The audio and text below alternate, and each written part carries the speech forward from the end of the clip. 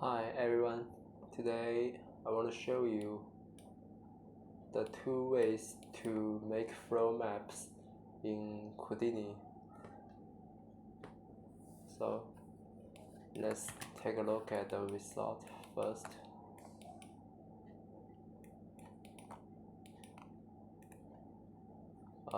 This is the second way, and this is the first way. You see, it's much more simple.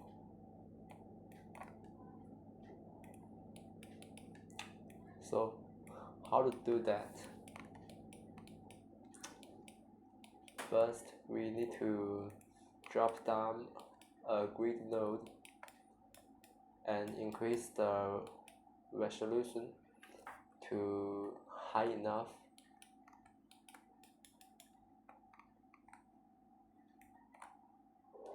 Then we project UV, set the scale to 10,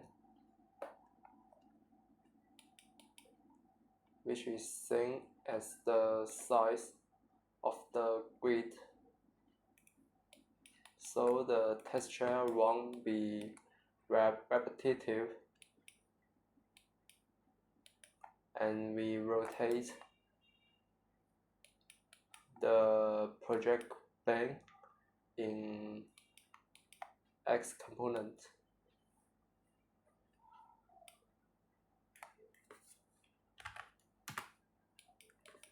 So 90 degrees, which will be parallel to our grid. So the UV will look great. Otherwise, it looks like someone is stretching the paper or something else.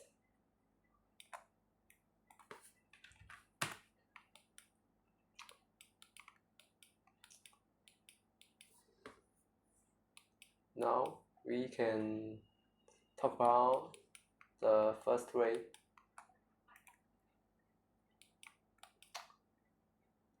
To start with, we place a Flowmap node, and then is Flowmap brush.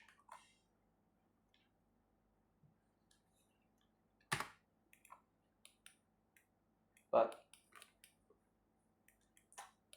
it turns out to be comb. You need to notice the difference.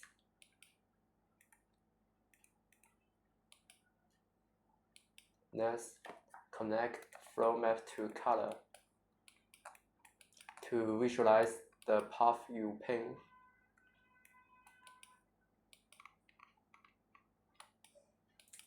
Okay.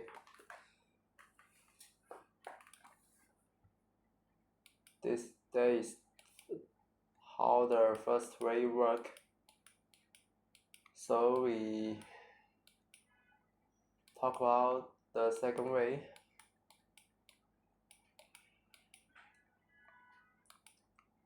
First, scatter points. Scatter 10 points or values you consider suitable, and use solver to drive the point.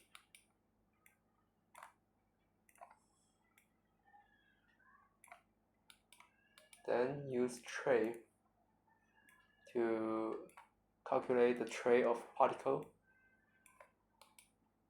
and we use polyframe to calculate the velocity.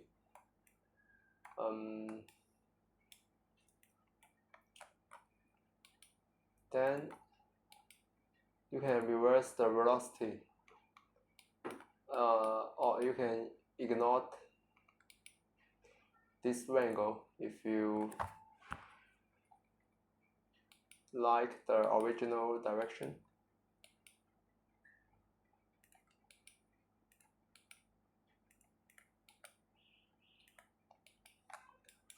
Then I use time shift to choose my favorite frame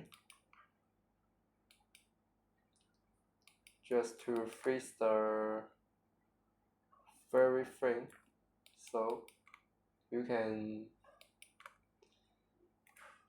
transfer the velocity to the original grid. Then set the color. Here we reverse Z and Y component because in the final step we only read the X and Y component, so we need to reverse these two components.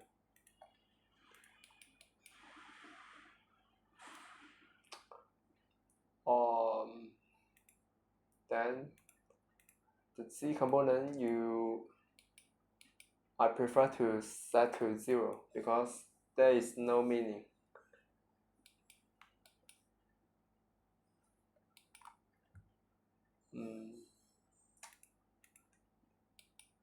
After that, we soften our color to make the transition looks smooth.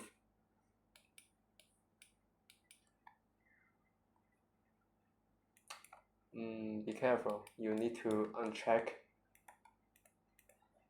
the pink border points, otherwise you will get some weird look on the border.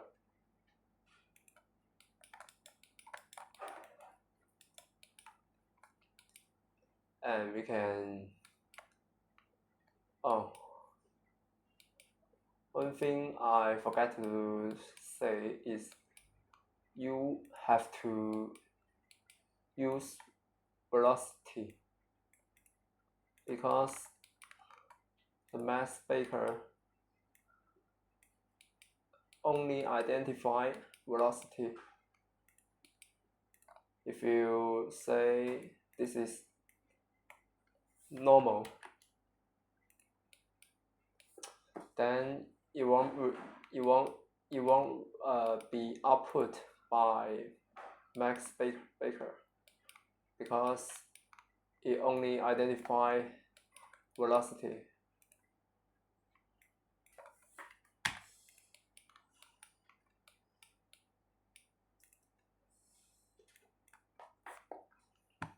Now we only need the vertex color, so I uncheck the AO channel. Just keep the vertex color and we set our directory where we want to output.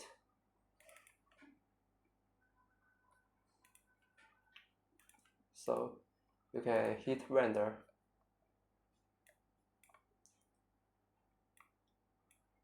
Then the map will be output.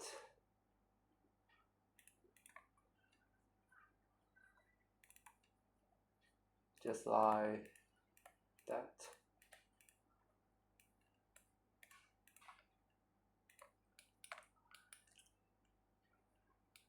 Now hand over to Unity.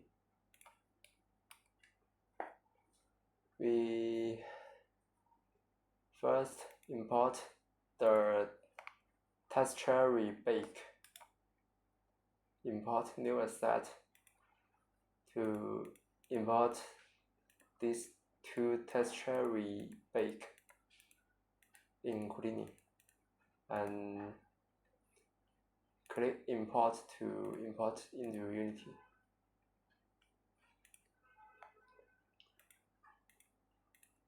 After that, we build one shader and one material.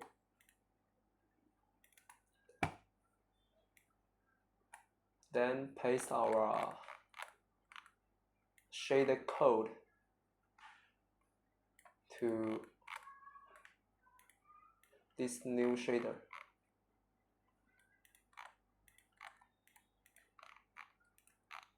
And I write the shader directory to my shader.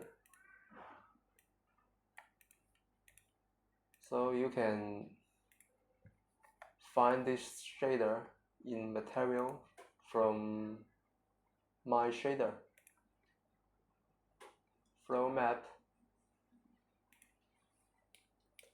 After you set the texture and Flowmap and some parameter, then we can press play to see the final result. We can change the speed and distortion, which looks great. Now,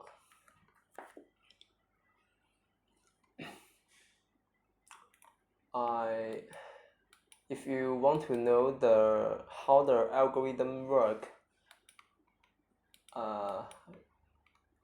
just continue to watch this video. So I make three functions here. One is alpha, the blue one. One is beta, the yellow one. And the final one is Flowmap, which corresponds to our shader code.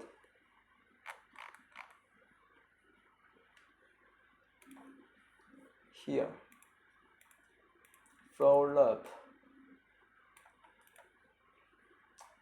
and texture 1 is correspond to alpha, texture 2 beta,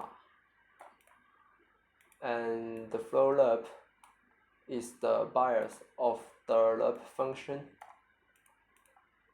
So how these three functions make how these three functions drive the texture continuously. So come back to Houdini.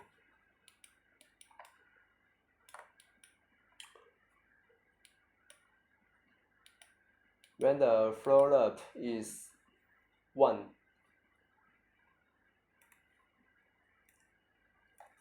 you can see 1, we will sample texture 2.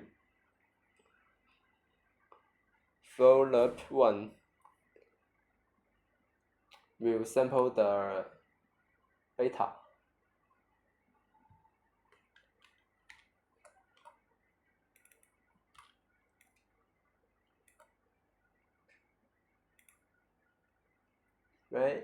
When Flowmap output 1, it corresponds to beta. And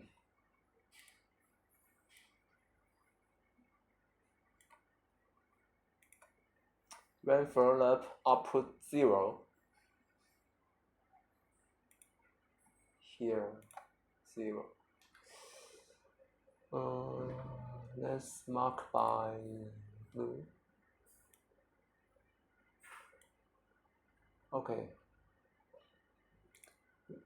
When Flowmap is 0, it sample alpha.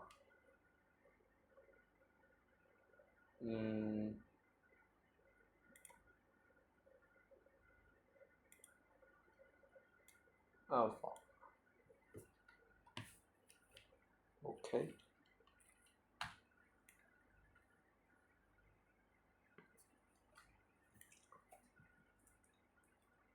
You see, Flowmap output 1, we sample texture 2, which means we sample beta.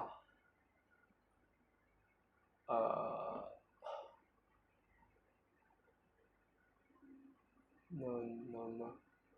Oh, when Flowmap is output 1, the value correspond to beta, and when it outputs 0, it corresponds to alpha. So you can notice the height is the same. I mean, the height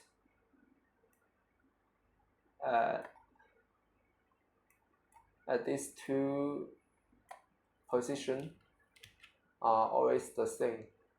So that's the reason how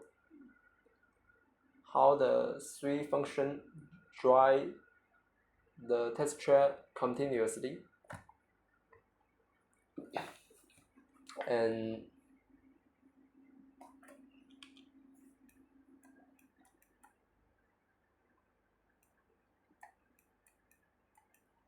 I think the amazing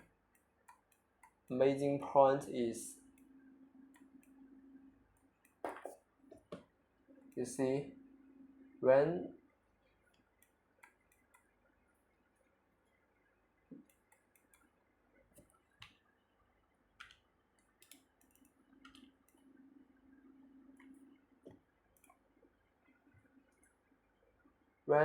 Flowmap output 1 is sample beta.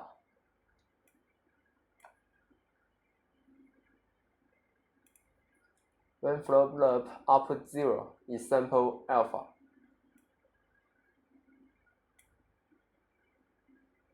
You notice that is the cliff part. I mean the steep part of beta function. You write the steep part of beta here, and when Flowmap is 1,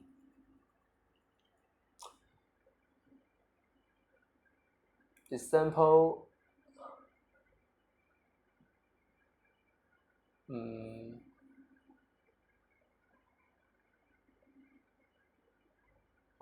when it's 0 is sample alpha.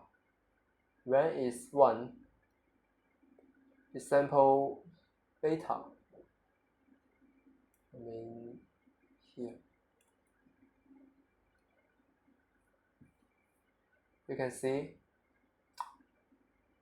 it once again avoid the steep part of alpha.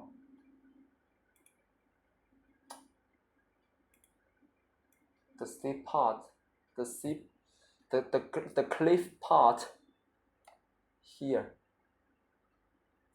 The cliff part of alpha marked by this red frame,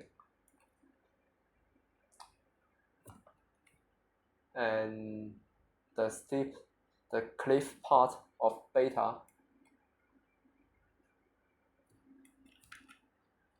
marked by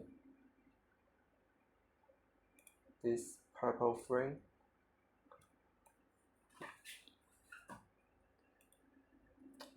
I think the amazing point is when Flowmap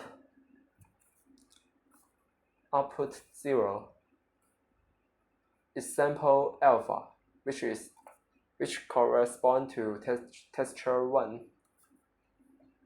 and it avoid the cliff part of beta, which correspond to test 2.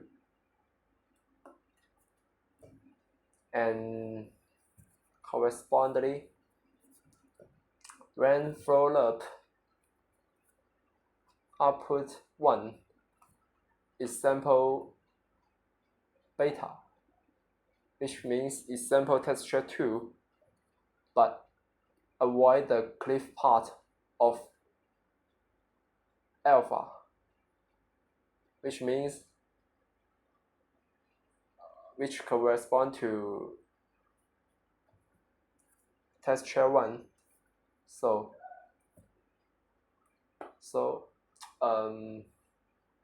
in conclusion, we can say when the final texture use lerp function to sample texture 1 and texture 2 and Flowmap as bias, sample texture 1 will avoid texture 2 cliff part. Sample texture 2 will avoid texture 1 cliff part. That is the reason why this algorithm can avoid jittering. I mean jitter, just fall back or just push suddenly.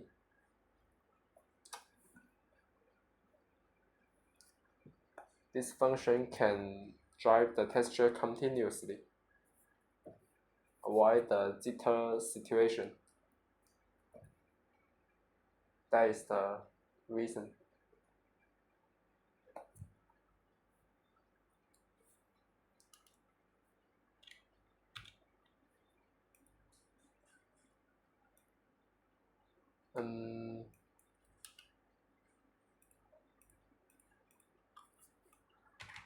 Next, make some remark here for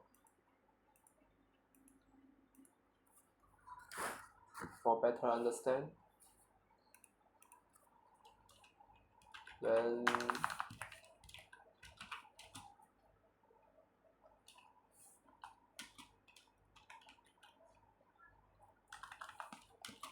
sample texture 1, avoid texture 2 cliff,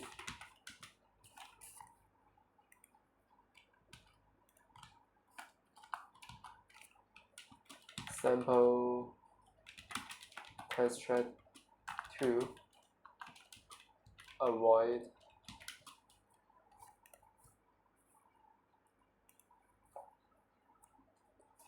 texture 1 cliff.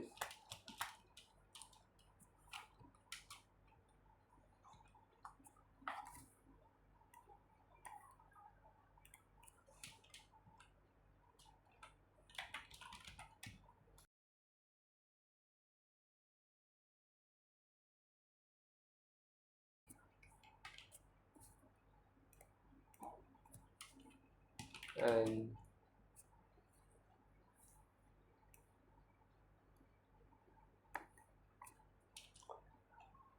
when Flowmap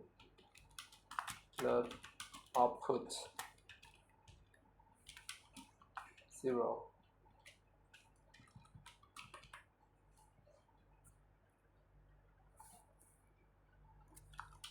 or 1, the high is synced.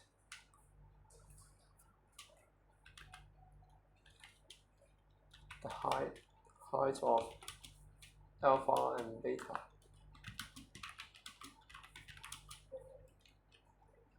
is all the same.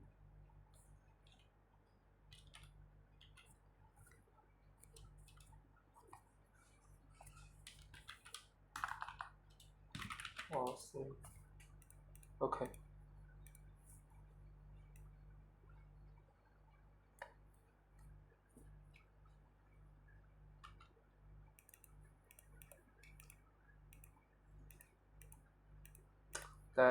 That's the conclusion. And at last, you can get the Houdini file and share the code from the link. So thank you for watching this video.